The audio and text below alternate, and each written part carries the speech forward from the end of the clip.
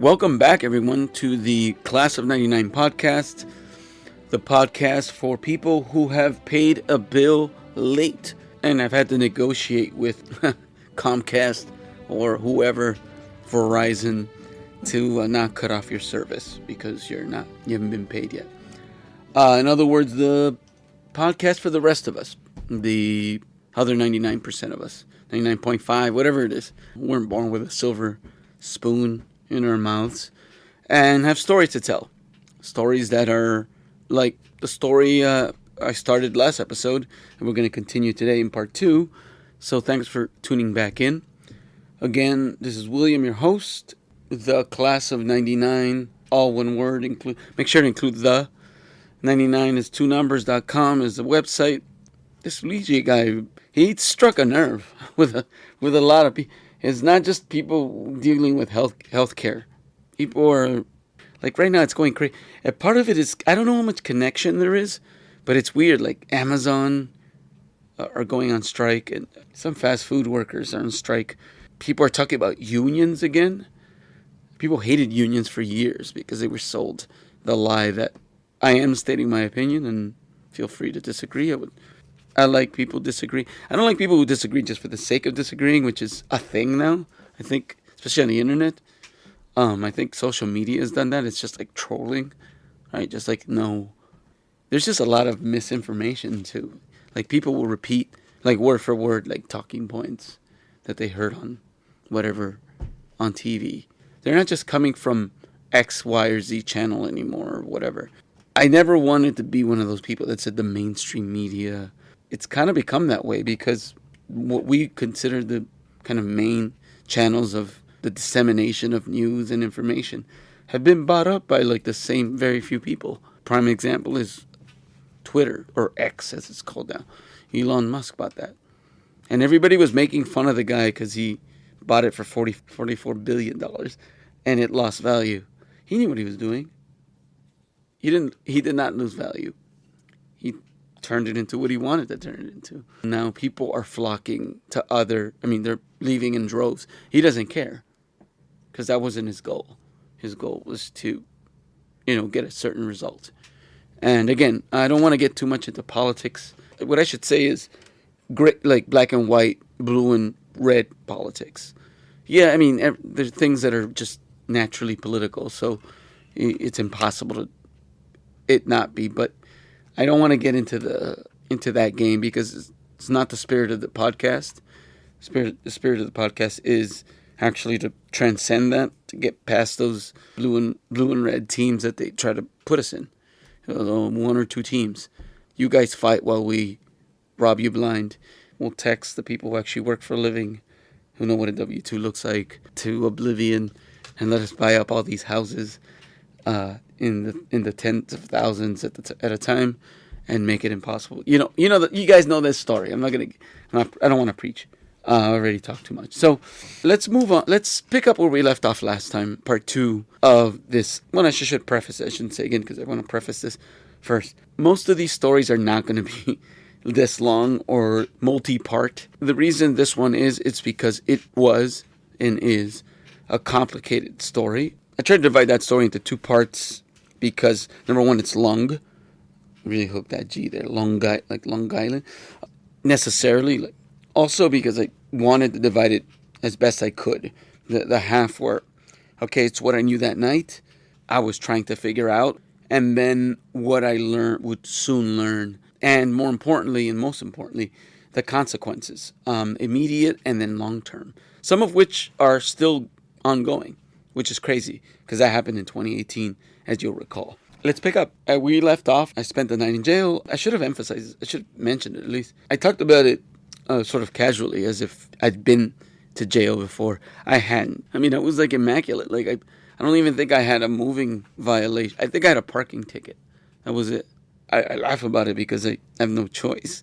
It's like either laugh about it or cry about it. So I'd rather at least have a chuckle, especially telling you guys about it. But I spent the night in jail. The guard wakes me up, and I'd just gotten comfortable. By the time they book you, they bring you in.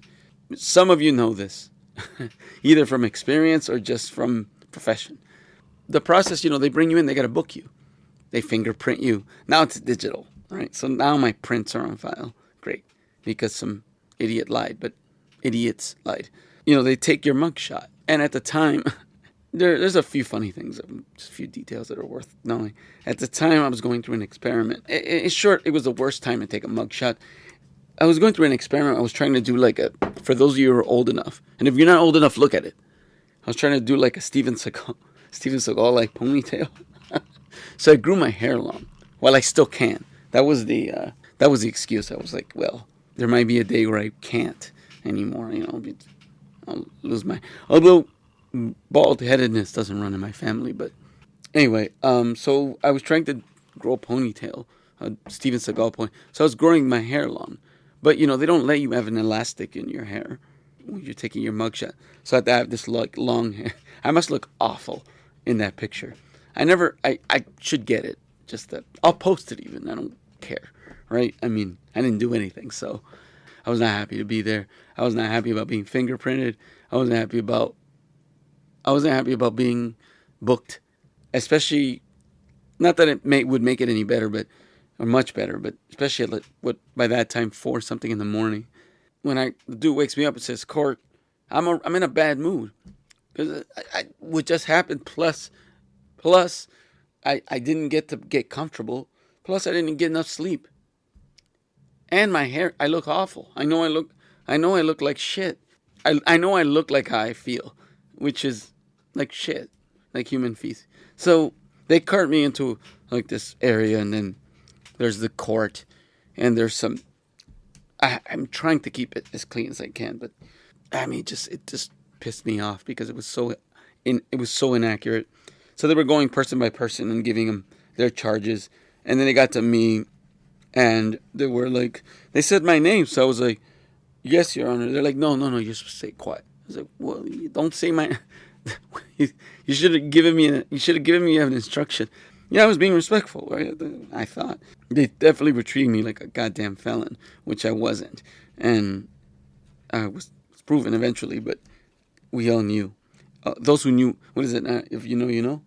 I wasn't. So this woman, who's evidently one of the assistant DAs, reads the charges, and she just goes off describing in detail this like imaginary scenario where and like I think I mentioned before, who takes a butcher or any knife, anything, and swings it at some dudes who are younger than you, are better shaped than you, especially at the time, swings it once, misses, and then doesn't swing anymore. And the dudes hang around. Right? They're like, well, he's not going to swing again, right? I mean, it's just so unrealistic. I mean, it doesn't pass the smell test.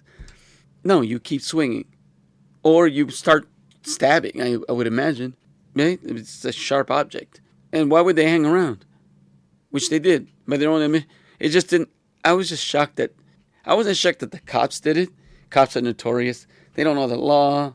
If you're an Instagram person at all or any kind of social media, there's plenty of cops just being scarily ignorant of just basic law. Back home in California, for me, we used to have in certain neighborhoods, attorneys teach them, but it was called street law.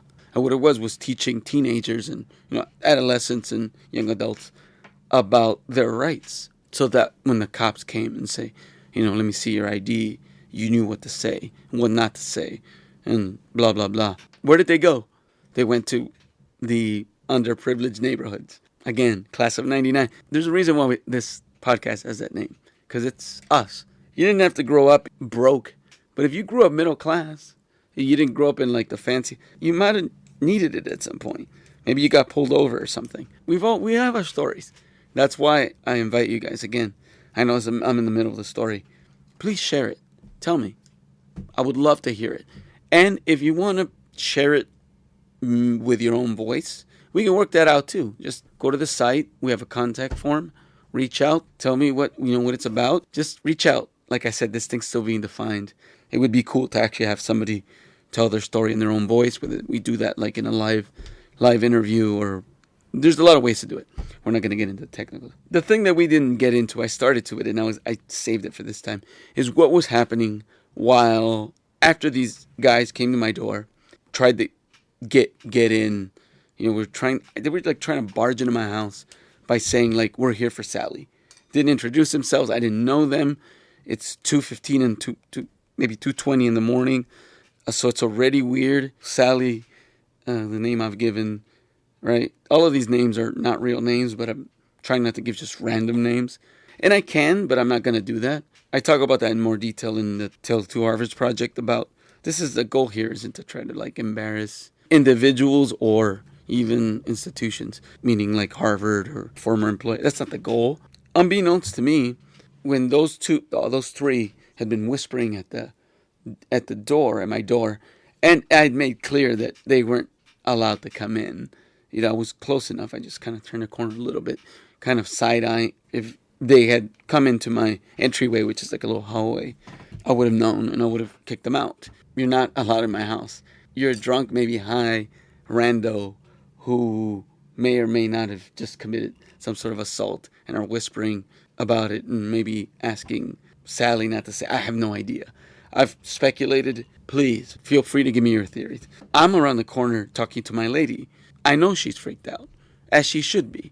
I mean, if I'm freaked out, I know she is. As I mentioned, she's 85-ish, maybe 90% blind. She's extremely vulnerable, especially at night. That last 10 or 15% she can see. It's periscope vision, so she has no, nobody texts me and they all want to text when I'm recording. Anyway, it's probably my mom, because I haven't called her. Call your mothers. But anyway, cool. She's playing it cool while I'm talking to her. And she's telling me, get these people the fuck out of my house. I'm adding, I don't know that she said it that way, but she did mean it that way. And I certainly wanted that too. I'd offered aid, refuge, if you want to be fancy, to Sally, who acted in every way as if something had happened to her. From buzzing my intercom the way she did, to stomping around like in a circle, pacing around in my house. These guys leave. Unbeknownst to me, when they left, they went to and again, I didn't know, unbeknownst to me, was my neighbor. They were in there, and they called 911. Sally didn't leave with them. She came back in, which was already spoke volumes. She comes back in, she sticks around, and that's why I mentioned she eventually says, I'm going to go home. So in the meantime, these idiots are calling 911. I don't know this. 911, this call is recorded. What is the address of the emergency? And they're saying, basically, one of her friends went in there, and we went down to see how she was doing, and this guy came at us with a butcher knife, and they were like, oh, it's like too late to be knocking on the door, and we're just concerned about our friend. Well, first of all, it already doesn't pass the smell test, because if they were concerned about their friend, they should have or would have taken her with them, since they were there, right? Concern for her well-being is what is prompted this call, is we're scared because one of our friends is, maybe in an apartment with an insane person. And number 6. Is she back? Okay. I'm sorry for bothering you. It turns out she's back. Yeah. So that just negates their entire claim. Just right there. But it gets worse. Come on, man. And even worse. Cambridge Emergency recorded line. What is the address of the emergency? Hello? Hey. Hello? Hi. Why am I getting a call from this number right now? I am... Hello? Hello? Hi. Well, I think any 5-year-old or older already knows that if you hang up on 911, they're going to call you back. So it should have been no surprise when it happened. Hello, sir. Hi, sorry, who is this? Hi, this is 911. We received hi. a hang-up call from this number concerning about someone that had a butcher knife. Sorry, this is 911? Yes, the Cambridge Why did Emergency you from Communications. 617 number? I'm sorry? This is 911. Why is it coming Yes, from this is the 617 Emergency number? Communication Center. We got a call from your Sorry. friend. Right. Yeah, sorry, this is the person sort of under issue, I guess. We just Can I have got your locked out of name? the apartment. Yeah, After they said this, this happens. we would just like to cancel the call, if that's all right. No, I'm afraid it's not all right. I need to get to a It's all clear right understanding. with me, so if it's all right with me, it should be all right with you. The dispatcher didn't help things. There's a lot of signs here that maybe you should proceed with caution, not with 12 armed, weapons drawn policemen. This person was definitely raring to go. I don't know if it's because nothing important happens in Cambridge, but they do have real crime. Certainly not from people slurring their speech. He said stuff like, or was asking stuff like, I don't need all the other details. I just need the information concerning the person with the butcher knife. I need a description of the person that had the butcher knife, first of all. About how old was he? What does that mean? What? The reason I mention this is because this was explained for many months and now years to Harvard University administration. When I say Harvard University administration, I mean it in various areas. It's a big octopus. Various areas of it who acted as if I was guilty of something that was impossible and or used it against me, or failed to act, meaning didn't penalize the people that should have been penalized. These dudes who lied. I mentioned that Sally and I went back. At the time, at least 4 years, Sally did, to her credit, say this. Okay, yes, the officers are there. If you can please buzz them in. Are you just filling out a formal report? What is the issue here? I'm not a police officer, but the police are there. If you can let them in and speak to them. I'd like to know who I'm talking to. This is Cambridge Emergency Communications. We dispatch for the police. If you can let the police officers in and speak to them directly, I really please. don't want to let the police officers in. This is not a request. This is an instruction. Yeah, it is a request. Go let the officers inside now. No, but it's our call, and it was a miscommunication. I'm afraid once you've called here and you've reported this information, it's no longer at your discretion. Are you refusing to let the police in? Yeah. Okay, I'll inform the officers that. I'd feel much safer. It was a misunderstanding. I'd feel much safer if this wasn't an issue. If they come in, it will become an issue, and I think that's perfectly clear. If that's all right. Not bad. Even though she had brought this, I mean, let's face it, I don't know what happened or didn't happen to her, but she didn't handle that. I mean, she did what she could, I guess, once it already happened. I mean, the idiots here are who I'm calling Frank and Canby. They're the idiots here. Who knows what they did in the beginning, earlier in the evening. To this day, I don't know. Well, actually, before that is where the cops go and talk to this Frank and Canby guy. I would later learn. So it gets worse. Now, this was their chance to say, look, no, that didn't happen. No, it's fine. Our friend, we never were worried about our friend. We called, whatever, anything. But they doubled down. They actually lied. That's where they added the details. I think that's where they added the swing and all that. Especially this Frank guy. One of them, I think, was smart enough or had sobered up enough to know to shut the F up at a certain point. He's still an asshole because he was still part of it. I think he's the one who actually apologizes, if you heard that already, to the dispatcher. I can't even believe it got any further than that. But the other guy was like, no, I don't know what it was. I have no idea. There have been many theories. Our friendship, it wasn't the first time where people were weird about us being friends. Oh, there were rumors, blah, blah, blah, in different contexts. But it never got beyond that sort of normal middle school gossipy level. It never went to nuclear like these guys did or this guy did. That's where they, because they more or less completed the police report for them and said what they said. And the reason I know they said what was, for the most part, reflected in the police report, meaning that I'd swung a butcher knife or a sword, I think they may have said. They repeated that whole version of events to Harvard administration later. One of the mistakes that the Harvard administration would make. I was a dean of students at the time. Since then, he's retired. He was a good guy, actually, except for this. I had nothing wrong with him. He was been there for 30 some odd years, except for this and there's another incident as well. But for the most part, he would seem like a good enough guy. Let's put it that way. Since then, there was another dean of students who also, incidentally, I have a story about and screwed me over more recently and is now former dean of students himself. I think he lasted about a year. And now there's an interim one. Harvard is a mess. Heads are rolling here. Just go to like thecrimson.com or just type in Harvard into like Google News and you'll see they're like under investigation. Harvard is, I don't know who's running the show right now, but Harvard is not doing. There was an article about them, like the graduate school, which is the biggest division in the university, if I'm not mistaken. Maybe the undergrad and then the graduate school. It's one or two, and then everything else, law school, blah, blah, blah, the business school. That they have no money. Like, we have no cash.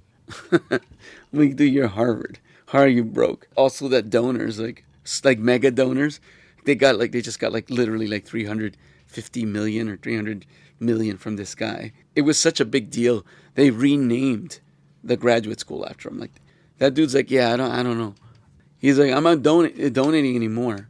And I think there was even talk about him possibly withdrawing his donations, because huge donations like that generally have stipulations, at least historically.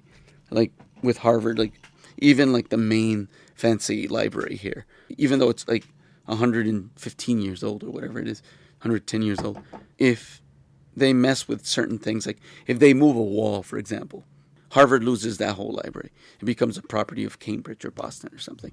There's like stipulations to these donations that like go on in perpetuity. Like, anyway, the cops talk to them, and then that's where they decide to go into their tactical, and they literally use some word that they don't deserve. I'm from Los Angeles. I'm not challenging them because they could easily shot me to death. I know a lot of Harvard policemen and women, and even Cambridge police people, and they're dope. Like, they're cool. All it takes is one or two bad apples, especially if they're in charge, and then something like this happens. So then they get into tactical formation. That's where they come and knock down my door, because at this point they do not may have confirmation, because these guys who added to their lie, and the only reason we all know this now is they didn't want to get into like quote unquote trouble. They couldn't change their story, making it worse, and actually should have gotten into bigger trouble for doing so. Harvard did not handle its business. So they come in, they knock down the door, and of course they arrest me. The consequences is kind of what really matter. Now I have a felony charge. Even though we didn't take our friend with us, this guy's a lunatic. I mean, it doesn't add up. I mean, the cops should have been able to do it. They didn't. I think everyone wanted to believe what they wanted to believe, and a lot of that had to do with what the dispatcher said. Maybe it would have happened anyway. I don't know. I don't see it happening very often, and I've been here for 13 years. So my lady who was there, God bless her, before the court even opened. She's the first person there. Keep in mind this, she's walking with a cane, the white cane. She takes an Uber. She's the first person in line. I got told this because I talked to the guard. And, I get along with these guys. So I start chatting with him. He says, he's like, wait a second. The blind, the blind? Yeah, I'm like, he's like, she was here before the court even. I'm like, oh, to this day, it's like something where like, if we have a disagreement or whatever, like I like like every couple I remember, and I'm like, no man, that's you can't. So that maybe that's a guy thing. I don't know. Maybe it's not gendered. Maybe it's just you remember like at your lowest points who was there. Well, my lady was there first. It took a while. Eventually, they let me go. It did take a couple of hours to get like my shoelaces back, because they take those away from you. Get whatever else. My hair elastic for my soon-to-be-gone ponytail. Send me on my way. But now with a felony charge because of what these idiots did. So what happens? Well, after that, Harvard University Housing, who had their responsibility to replace that door, the cops, I mean, I don't know who pays for it. I feel like the cops maybe should have to. It's none of my business, but that's above my pay grade, as they say. But they had to secure the apartment, because when I was carted away, my lady stayed here, and the apartment was not secure. So they came in, tried to like mend the door, but did a terrible job. Point is, they didn't do it. I don't know if I mentioned it before. A guy came in from Harvard Housing at that time without my like approval and started like looking through my house, helping the cop. I'm like, dude, this isn't a housing issue, right? Like, what the hell are you doing? They sent somebody to repair the door.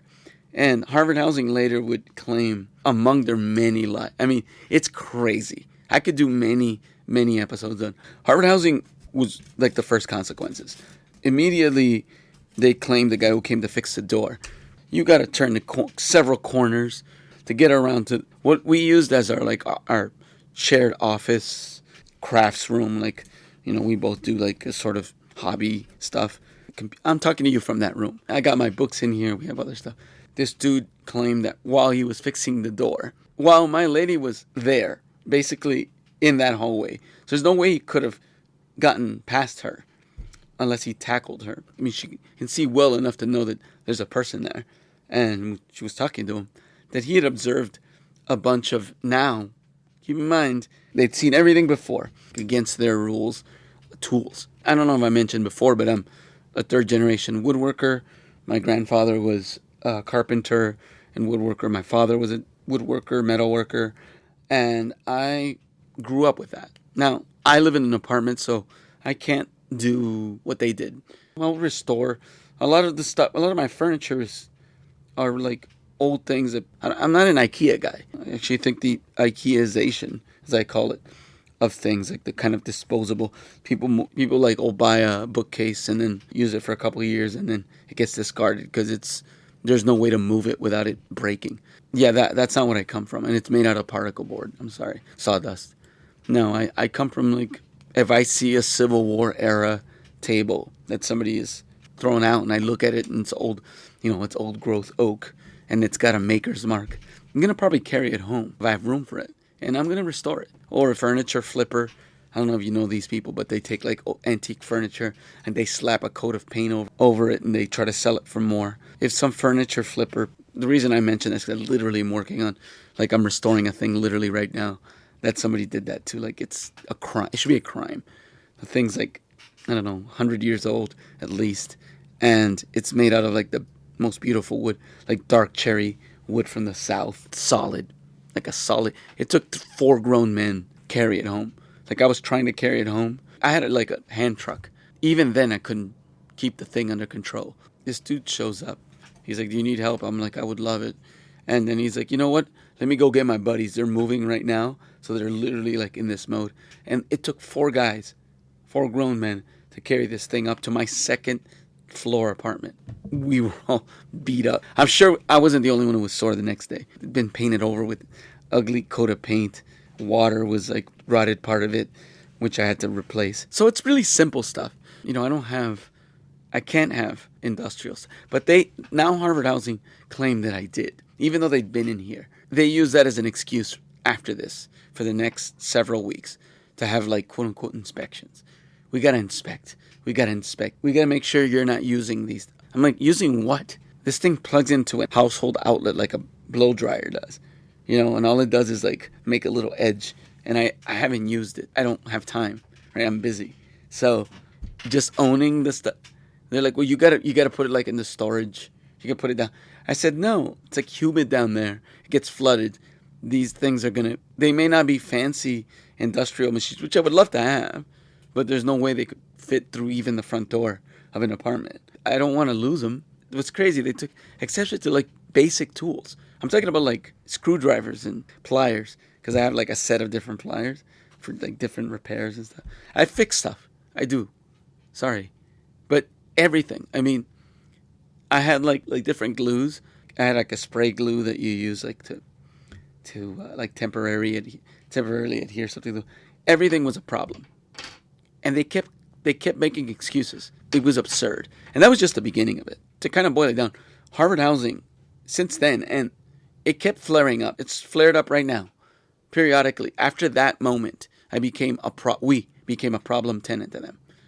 And they use any excuse to enter the apartment, excessive, which is against the law. Like, anything, even if you're not a lawyer, any excuse to like come in and quote unquote inspect. Basically look through my personal stuff. We even had a guy who took pictures secretly.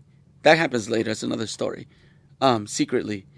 Every time like I was looking away because he knew my partner is blind, he was like pretending to take notes on his like little iPad thing, but in fact was taking pictures. It was only when he accidentally let the shutter sound go off once that I asked him, are you taking pictures? And he just kind of blubbered his way through that like, oh, no, He was like, no. But when he left, we were like, wait a second, that was weird, right? And it turned out he just recently declared all these things that had been inspected. They do that in annual inspection. Every year I've had the same stuff. I have like basic shelving against the wall because I have a shit ton of books. Inspected 3 years in a row, no problem.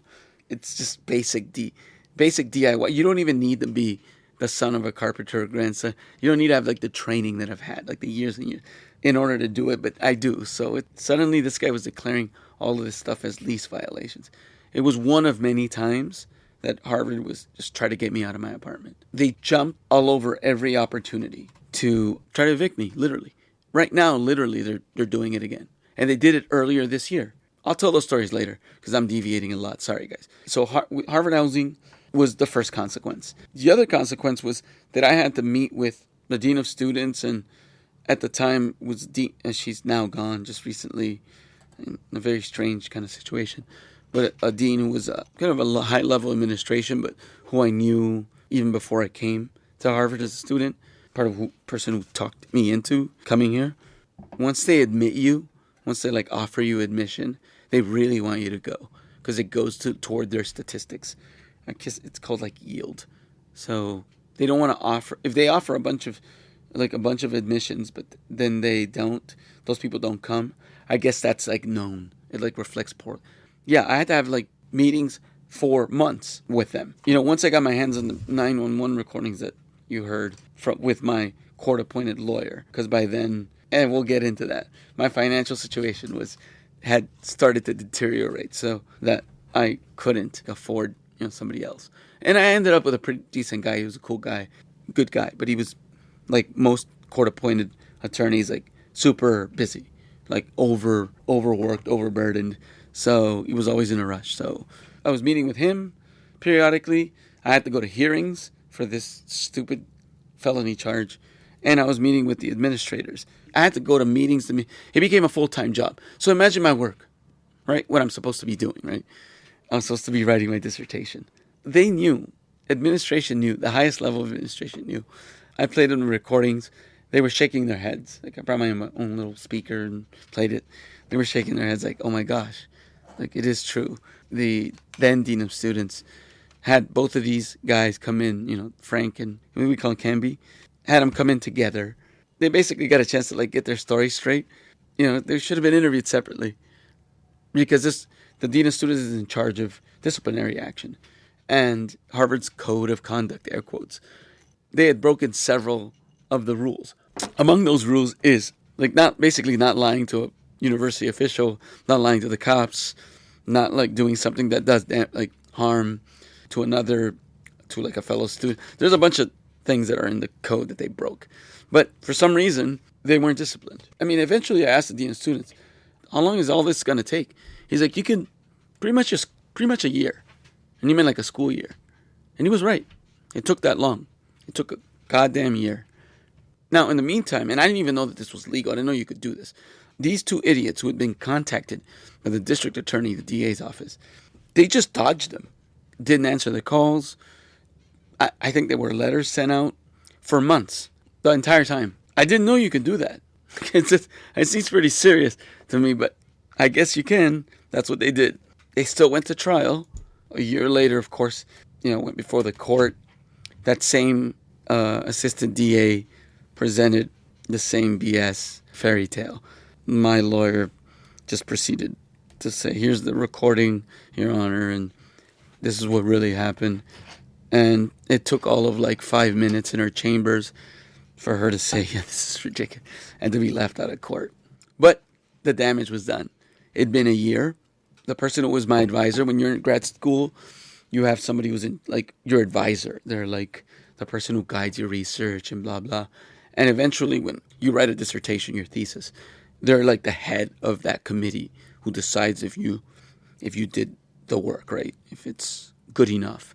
My advisor, so these guys were allowed, when something like this is happening and it's ongoing as it was, they generally place a gag order, which means you're not allowed to talk about this, except with what they call need to know. That means your family, if you have an attorney or whatever. That was placed on me later when I was blamed for like getting hit in the face by a random idiot on the street, which I got on video. It's another story, but I was suspended for that. Harvard tried to evict me for that, and that was one of 2 times just in the same year, 2024. Like, that wasn't like the only bullying for Harvard housing is horrible. If you go to 2harvards.com, you'll see I do an article about like, are they the worst? I guess I'm not alone. It's kind of worse with me. They've been doing it longer and really aggressively. They're kind of pieces of shit, to be honest with you.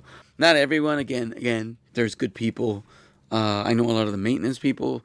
They're fucking awesome. There was a turnover. It went from, people who had been working with Harvard Housing for like 25, 30 years. Those people retired. They brought in all these corporate, like, office people who don't know the difference between a hammer and a nail.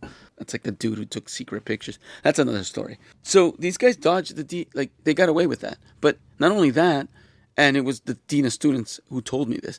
He's like, hey, I got, one of the many meetings. He's like, hey, you know what? I have some bad news. I'm like, what?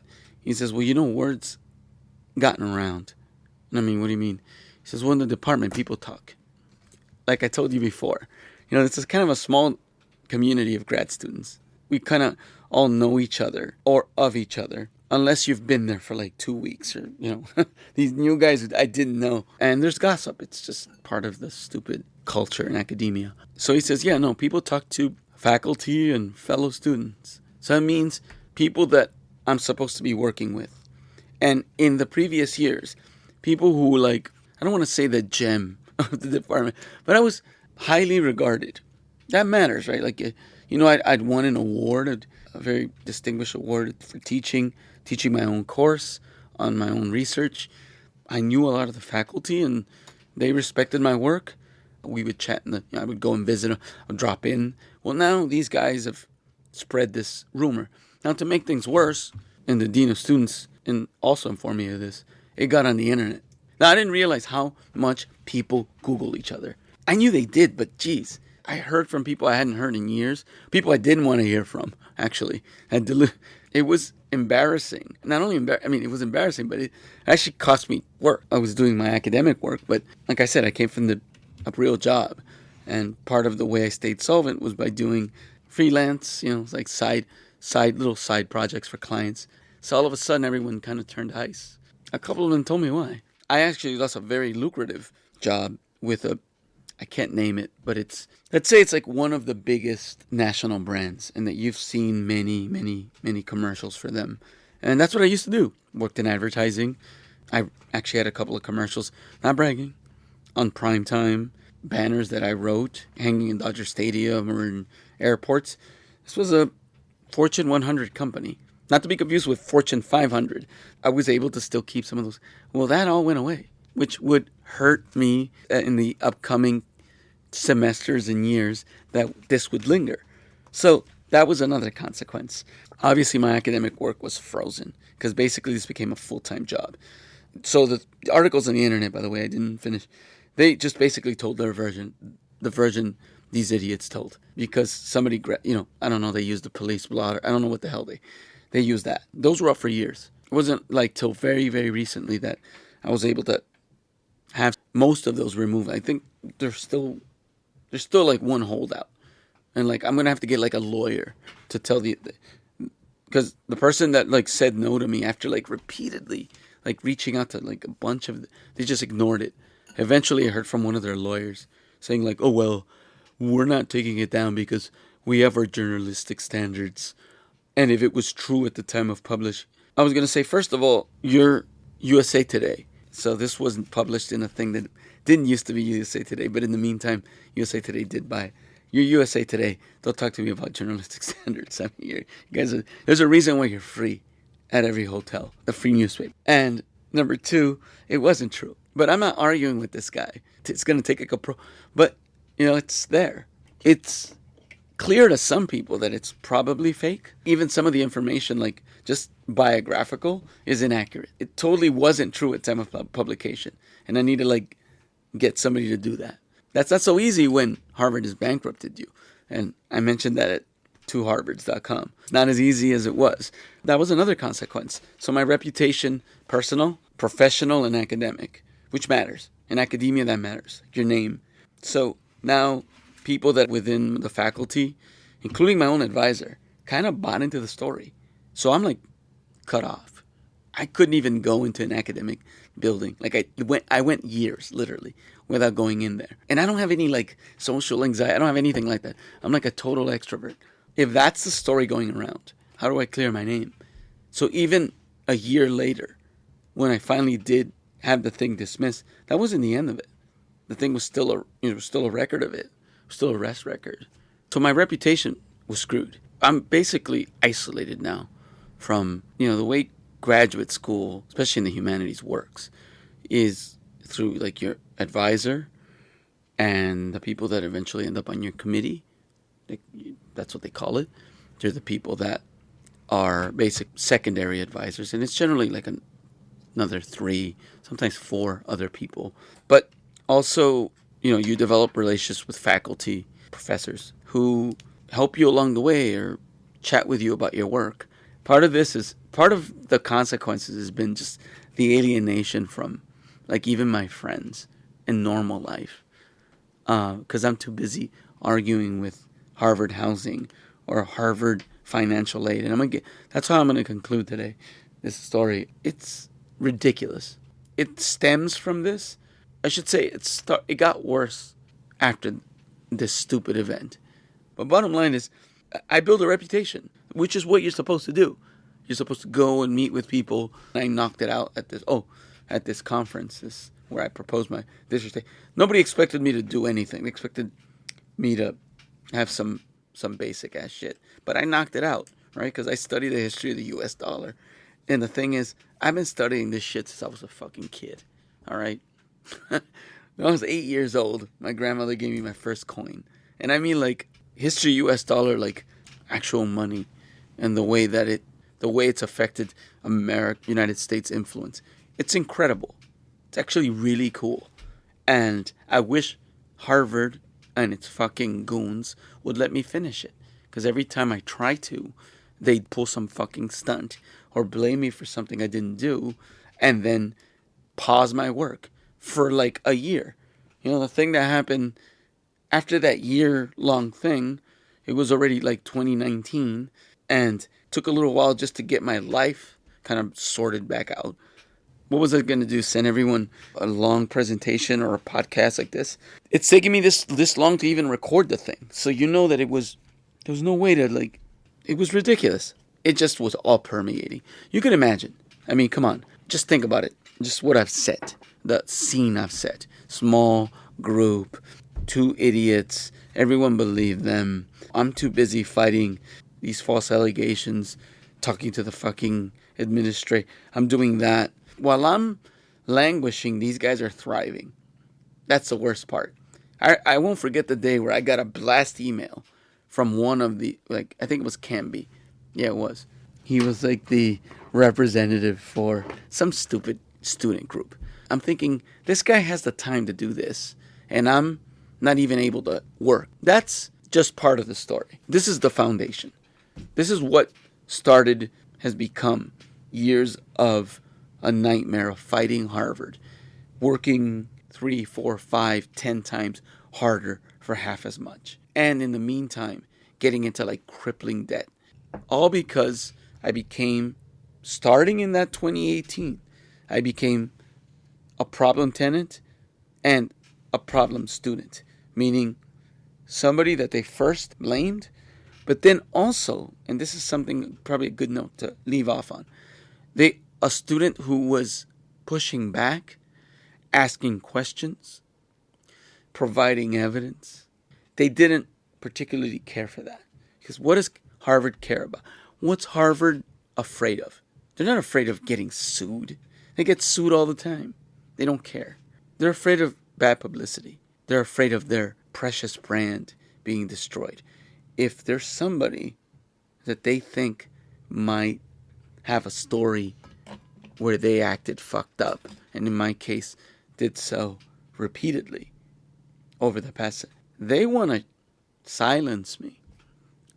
And that's part of why this podcast exists. It's more why the 2harvards.com exists, but also what inspired this podcast. On that note, I think I'll finish the story. Thank you so much for tuning in.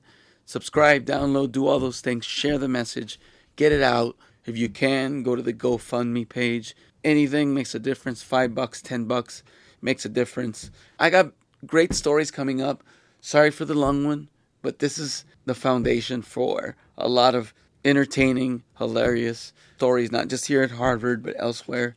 And also, hopefully, please share stories from you guys about being screwed over or winning a battle like this. Whatever. It doesn't take one person to speak for everybody. It takes one person to speak up, and then the voices start coming out.